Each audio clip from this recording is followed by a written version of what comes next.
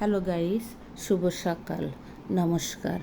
আশা করি যে যেখান থেকে এই মুহূর্তে আমার এই ভিডিওটি দেখছো সবাইকে অসংখ্যবার ধন্যবাদ। সবাই ভালো আছো, সুস্থ আছো। আমি আজকে রান্না করব চিচিঙ্গা দিয়ে রুই মাছের ঝোল। প্রথমে আমি রুই মাছটি নুন হলুদ দিয়ে ভালো করে মেখে রেখেছিলাম। তারপর কড়াই চুলোর ওপর দিয়ে তেল দিয়ে ভালো করে গরম করে আমি মাছটা তেলের ভিতর দিয়ে দিলাম এবং মাছটা আমি এখন উল্টে পাল্টে ভাজি করে নিব। ভাজি করা মাছে তরকারি রান্না করলে তরকারি খুব সুস্বাদু হয় এবং খেতেও ভালো লাগে, কিন্তু অনেকে আবার কাঁচাও রান্না করে, ওটাও আর এক প্রকারের ভালো হয়, কারণ দুটো যার কাছে যেটা ভালো লাগে। তাই আমি ভাজি করে রান্না করতে ভালোবাসি, তাই ভাজি করে নিলাম। এবার আমি একটা কড়াইতে তেল দিয়ে তেজপাতা ফোড়ন দিয়ে এর ভিতর দিয়ে দিব চিচিঙ্গা দিয়ে আমি তেলের সাথে ভালো করে নেড়ে চেড়ে চিচিঙ্গা একটু মিডিয়াম আকারে ভাজি করে নিব এবং চিচিঙ্গার সমস্ত গায়ে তেলটা লেগে যাবে। প্রথমেই দিয়ে দিলাম ধনিয়া গুঁড়া, তারপরে দিয়ে দিচ্ছি হলুদের গুঁড়া, তারপরে দিয়ে দিচ্ছি জিরা গুঁড়া, তারপরে দিয়ে দিয়েছি হালকা পরিমাণ লাল মরিচের গুঁড়া এবং দিয়ে দিলাম স্বাদ মতন লবণ। এবার সমস্ত উপকরণ সাথে ভালো করে কষিয়ে নিতে হবে চিচিঙ্গা, যাতে সব চিচিঙ্গা ভালোভাবে কষানো হয়। অল্প পরিমাণ জল দিয়ে নিলাম, দিয়ে আমি চিচিঙ্গা ভালো করে কষিয়ে নিলাম।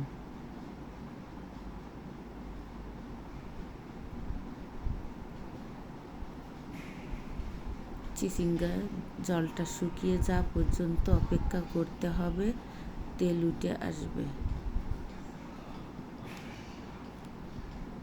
তারপরে আমি এর ভিতর ঝোলের জন্য জল দিয়ে দিলাম। পরিমাণ মতন ঝোল দিয়ে আমি ভালো করে নেড়ে চেড়ে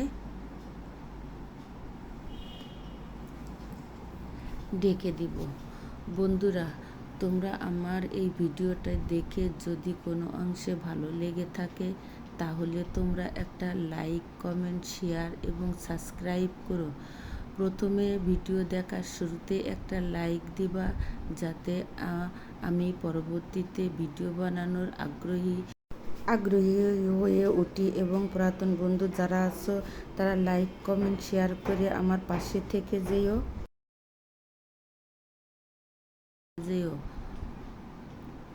আমি ডিটারজেন্ট লিকুইড দিয়ে কাপড় চোপড়গুলো কেচে নিব। এবার আমি মেশিনটা সেট করে অন করে দিলাম এবং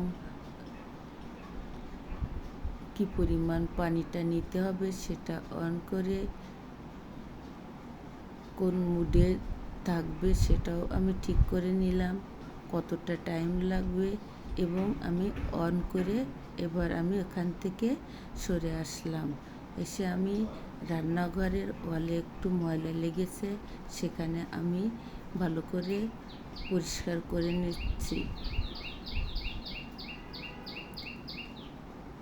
কারণ সময় করলে তাহলে কাজ একটু কম থাকে। তাই আমি যতদূর সম্ভব আমি কোনো সময় রান্নাঘরে রান্না চাপিয়ে দাঁড়িয়ে থাকি না, রান্নাটা কষিয়ে ঝোল টোল দিয়ে আমি ওখান থেকে সরে অন্য কাজ করার চেষ্টা করি।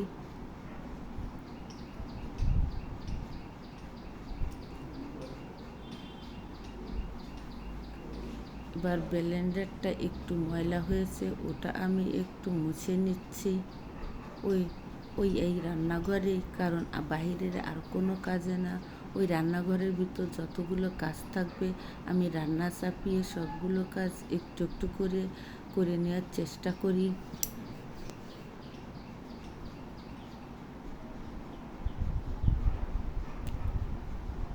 এবার ভালোভাবে পরিষ্কার হয়ে গিয়েছে। তরকারিটার ঢাকনা খুলে আমি দেখলাম তরকারিটা মিডিয়াম জালে আছে এবং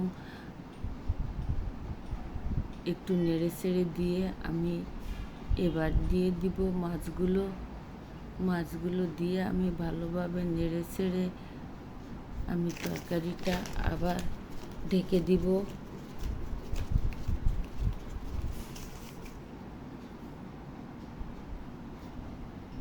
কারণ এরম বারবার ঢাকনা দিয়ে এবং বারবার নেড়েচেড়ে দিলে তরকারিটা ভালো সুস্বাদু হয়।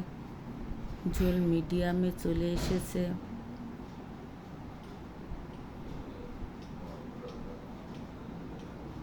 আর কিছুক্ষণ জাল দিলে আমার তরকারি হয়ে যাবে। ঢাকনা দিয়ে আমি তরকারিটা জাল দিতে থাকবো।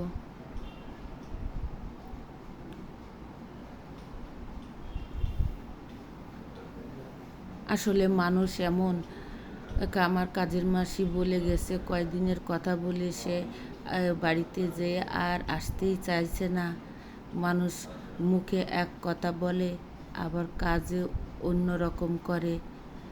এবার সন্ধ্যার সময় আমার হাজব্যান্ড বাসায় এসেছে, কিছু বাজার নিয়ে এসেছে। আমি সেটা দেখি কি কি নিয়ে আসলো বন্ধুরা। প্রথমে আমি দেখলাম 2 লিটার সয়াবিন তেল,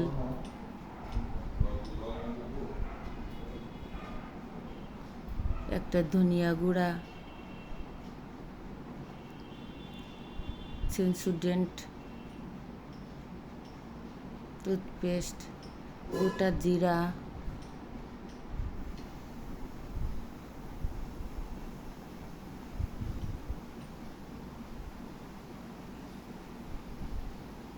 তারপরে 3টা সেন্সোডেন্ট নিয়ে এসেছে 3টা বাথরুমের জন্য।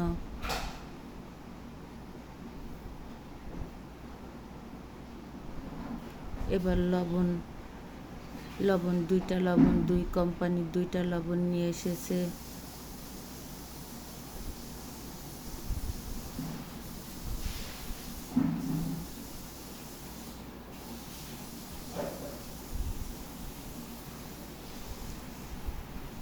হলুদের গুঁড়া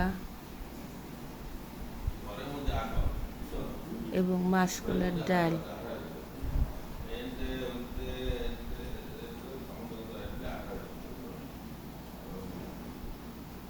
এবং লিকুইড দুধ 2 লিটার, হাফ লিটার করে 2 লিটার নিয়ে এসেছে। এটাই ছিল আজকের আমাদের বাজার। এবার আমি এবং কিছু ফল নিয়ে আসছিল, কলা, আপেল এবং আম। তরকারিটা হয়ে এসেছে।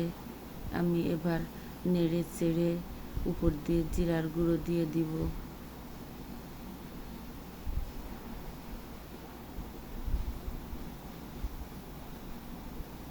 দিয়ে নামিয়ে রাখবো জিরার গুঁড়ো দিয়ে, এবং একটু জাল বাড়িয়ে দিয়েছি যাতে তরকারিটা ভালোভাবে হয়ে যায়। বন্ধুরা দেখতে পাচ্ছ কত সুন্দর কালার হয়েছে এবং দেখতেও যেমন সুন্দর হয়েছে খেতেও তেমন সুন্দর লাগবে। আঁচি ঝিঙ্গা দিয়ে রুই মাছের ঝোল ভালোই লাগে, তোমরা একদিন করে খেয়ে দেখবা। হালকা পাতলা তরকারি এবং এ তরকারি অল্প মশলাতে রান্না করা ঝোল খুব ভালোই লাগে। এবার আমি আমার হাজব্যান্ড এসেছে তখন আমি তাকে নাস্তা দেওয়ার জন্য আম আর বিস্কিট এবং চা দিয়ে দিলাম। রুই মাছের পেটে ডিম হয়েছিল এবং তার সাথে যে ছিল পেটের মধ্যে যে ভুঁড়ি কিংবা নাড়ি কিংবা চর্বি যেটা বলে, আমি ওই ভুঁড়ি দিয়ে আজকে বড়া ভাজি করেছি। যেমন বেসন, তারপর চালের গুঁড়া একসাথে মেখে নুন, হলুদ, মরিচ, জিরা গুঁড়া দিয়ে তারপরে আমি তেলে ওই নাড়ি কেটে কেটে আমি বড়া ভাজি করে ফেলেছি। এই বড়া খেতে খুব সুস্বাদু। একবার আপনারা খেয়ে দেখবেন যদি না খেয়ে থাকেন।